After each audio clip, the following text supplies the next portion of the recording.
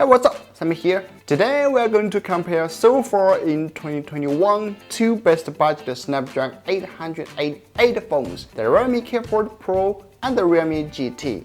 In this video we include comparison of the design, performance, battery life and camera.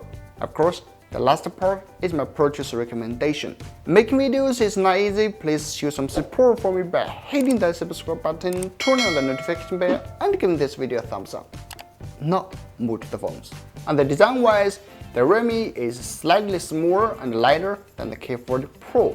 Both phones support AMOLED display.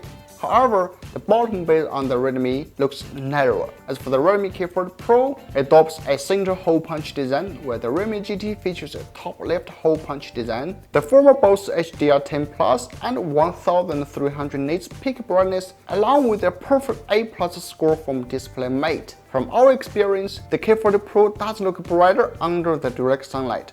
Needless to say, the K40 Pro looks better for narrow bezel, smaller punch hole, and brighter display.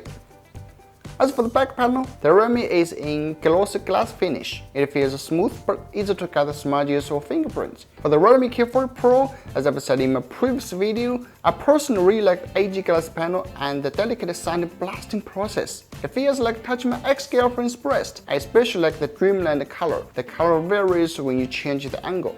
It looks like in a dreamland, isn't it? For others, the Redmi GT holds a 3.5mm headphone jack and an in-display fingerprint scanner, while for the K40 Pro it houses a side-mounted fingerprint scanner. Both phones adopt flagship chipset Snapdragon 888 plus LPDDR5 plus UFS 3.1 golden compilation specs. But the final performance on each phone varies. First, let's check out the Antutu benchmark. The Redmi K40 Pro score around 735K and the Realme GT get 758K. They stay almost the same. While in Antutu bench test, the Realme GT outperforms the K40 Pro in nearly every way. The random write speed even surpasses 50% more. We also tested many other items like the Slingshot Extreme and GFXBench. The Realme GT won all of them. The Realme even crashed in the GFXBench test due to overheat issue. Anyway, let's move to the gaming performance. We main tested the PUBG and Genshin Impact game. In these two games, we set all to the highest frame rate and resolution. Here are the results. Both phones handle them decently, but from PUBG, the Realme GT is slightly stable and better. Now, thermals.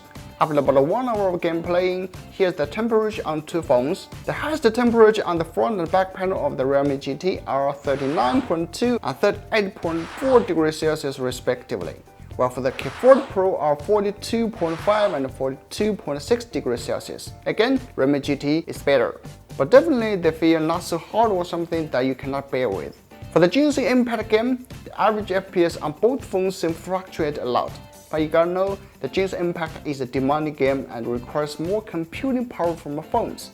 The average FPS, they're almost the same, but again, the Redmi GT is more stable during the whole gaming time, as we can see from the data. Of course, we don't only look into data, but also take other elements into consideration when review phones' gaming experience.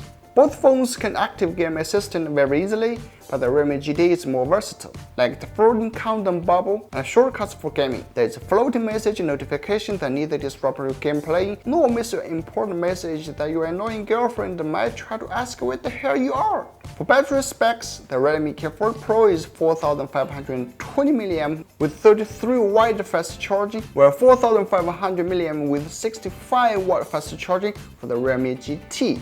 Both look promising in 2021 and handle your daily tasks without any issues, but overall, who has better battery performance?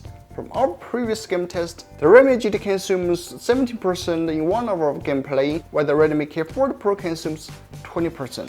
That means under the same testing environment, the Redmi GT has a longer battery life, even though the K40 Pro has a slightly larger battery capacity. But what we should really consider is the fast charging capability. We charge both phones from 1% to 100%. The Redmi GT takes 33 minutes, while the K40 Pro takes 51 minutes. From curves, we can see in the first 5 minutes we top up the Redmi GT 27%, while only 15% for the K40 Pro. The Redmi GT almost doubled the speed due to its 65 watt fast charging capability.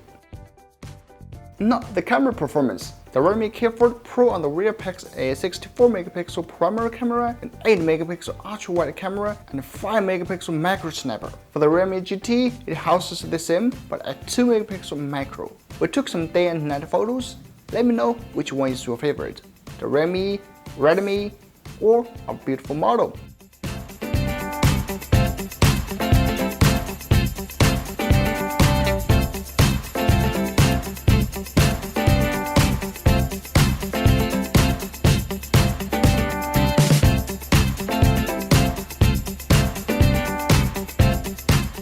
For the selfie camera, the Realme GT sports a 60-megapixel wide-angle lens, while the Redmi offers a 20-megapixel wide-angle snapper.